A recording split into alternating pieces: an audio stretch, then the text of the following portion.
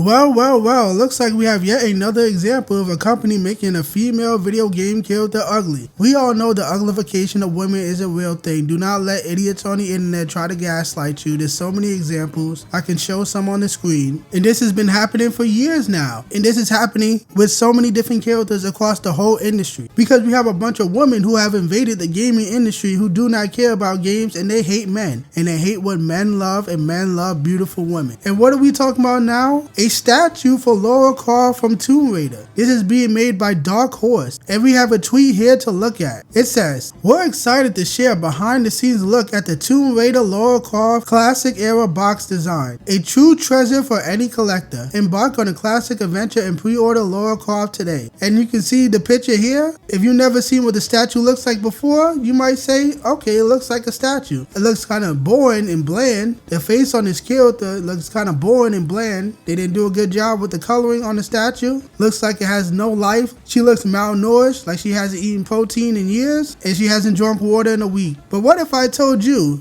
this is not what they advertised before? They actually made her look worse. And here's an image from before. As you can see in this image, way better looking. When in the tweet image, they made her look worse. Why would you make a character look worse than what you showed before? That is false marketing. People are expecting one thing. You can't just change it later when you're asking for a pre-order for a said product. This is not what you advertised before. And why would you even do this in the first place? Why would you go out of your way to make this character ugly? Typical for the Western market, not even just gaming market, comic books, movies, TV, video games, advertisements. You always have to make women ugly. And you're doing this to a character who is only popular because of her looks and sex appeal. That is why she is popular. I don't care what anyone else says. The PS1 had terrible controls when it came to 3D games. So the old Tomb Raider games played like shit because PlayStation did not know how to do 3D games on the PS1 because the PS1 sucked for 3D platformers. The controller didn't even originally had an analog. That's why so many of these games suck. You have to use a D-pad for a fucking 3D game. They should have had an analog stick from the beginning. But Sony is stupid. But whatever, that's kind of off topic. But yeah, we have yet another example of a woman who is known for being sexy, who's only popular for being sexy, and she's being destroyed because they can't stand beauty anymore. They are making everything ugly in the West. That's where the Asian markets are winning. The Asian developers are cooking the Western developers. They know what gamers want, and by gamers I mean men,